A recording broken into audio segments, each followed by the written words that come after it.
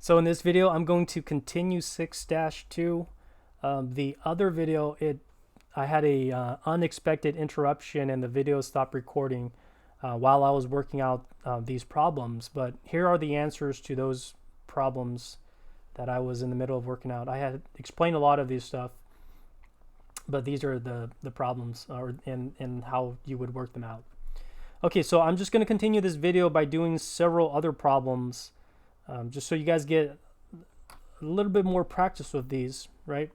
So again, as always, please, I encourage you to press pause and work out these problems and then come back to see how I work them out.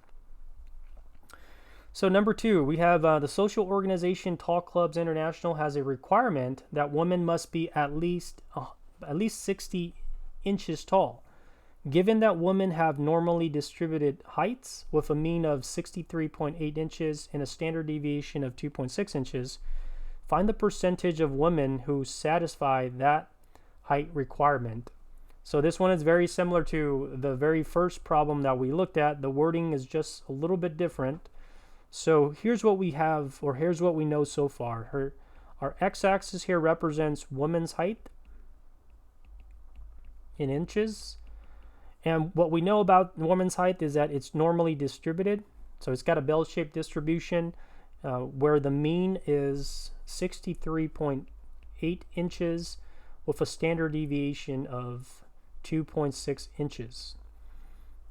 Okay, so that we know so far. And we're asked, the question is saying, well, find the percentage of women who satisfy that height requirement. So what's the requirement? They've got to be at least 70 inches. So at least means that number or more, right? So in the middle here, we have 63.8. So 70 inches is somewhere on the right over here. So here's 70 inches. And to be tall, to be admitted or satisfy the requirement, you have to be taller than, or 70 inches or taller. So these women here, this percentage of women 70 inches or taller, those are the women's with the height that meets those requirements. So in other words, I'm looking for that percentage there, right? So for anytime I'm looking for a percentage of a population or an area under the curve, which is what this is, right? And this represents the percentage of the population, I know I'm going to use normal CDF.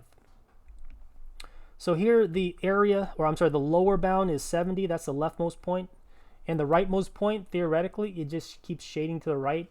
So the lower is 70. The upper is, we're just going to use a large number to represent positive infinity. So the mean is 63.8. Standard deviation is 2.6. Okay, let's go ahead and punch that into the calculator.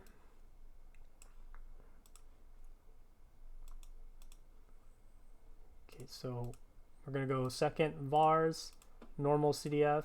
The lower is 70. The upper is that, 63.8, 2.6. And notice how I accidentally punched one extra 9. It doesn't matter. You just have to go far enough. Even 3 9s would work.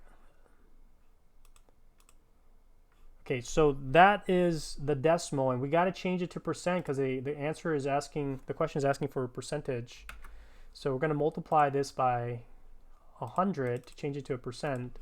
So as a percentage, this is approximately 0.85% of women. So a very small percentage of women satisfy that height requirement to be a part of the Tall Clubs International. Right? This is not even a percent. This is very small. Question number 3 says, many airlines have a requirement that a cabin crew must have a height between 62 inches and 73. Given that men have normally distributed heights with a mean of 69.5 and a standard deviation of 2.4 inches, find the percentage of men who satisfy that height requirement. So I believe I worked this problem out in the prior video.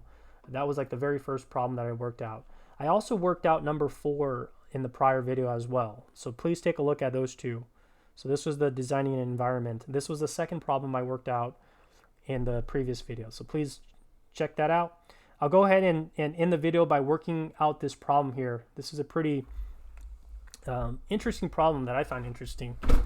So it says the following. So it says the lengths of pregnancies are normally distributed with a mean of 268 days and a standard deviation of 15 days. Question A says, find the probability of a pregnancy lasting 307 days or longer. So here's what we know. Here's what we're dealing with. We're dealing with lengths of pregnancy. So X, our variable, is the lengths of pregnancies in days. And what we know is that it has a normal distribution, so it's got a bell-shaped distribution, and the mean number of days a woman is pregnant is 268 days, and the standard deviation is 15 days. And the question is asking, what's the probability of a pregnancy lasting 307 days or longer? So 307 is somewhere over here, or longer would be represented by that portion right there. So again, the entire shaded region, if I shaded this entire region, that would be 100% of all women's pregnancy lengths, right?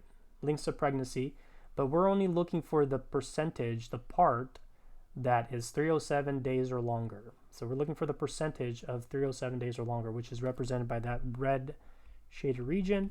And we know we're going to use normal CDF because we're looking for a probability, right?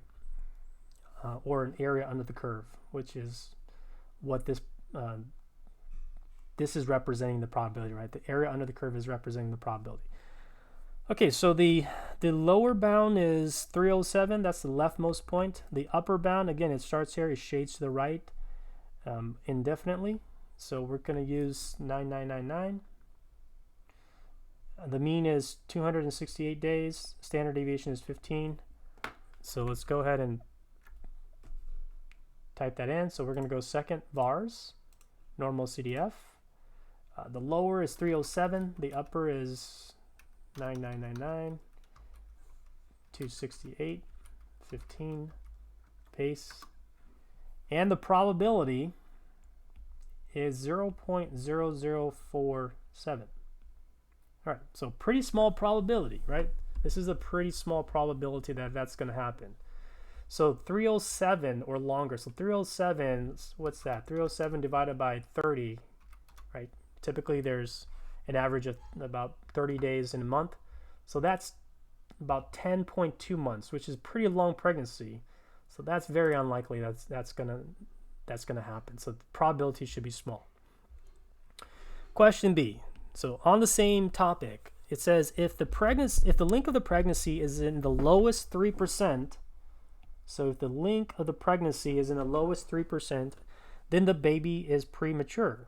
Find the link. So notice how we're asked to find the link that separates the premature babies from those who are not premature. Okay, so let me kind of break this down for you guys. So we know that what we're dealing with, the variable we're dealing with is lengths of pregnancies in days, right? And what we know about lengths of pregnancy is that we're given that it's normally distributed with a mean of 268 days and a standard deviation of 15 days. And what we know is we're looking for the length that separates the lowest 3%. So the length that separates the lowest 3% is somewhere on the left here, because the lowest 3% is the left 3% here, right? So this is 0.03 or 3%. So we know we're going to use inverse norm, because anytime we're trying to find a value that's on the axis, again, this axis right here represents lengths of pregnancy, we know we're going to use inverse norm. All right, so we're going to go like this. We're going to press second vars, inverse norm, and then the area is 0.03. Again, we're putting in the area to the left. The mean is 268. Standard deviation is 15. Just like that, paste. And we get that the length would be 239.8 days. So Lengths of pregnancy with 239.8 days or less would be considered premature. The baby would be considered premature. All right, and as always, if you have any questions, shoot me an email.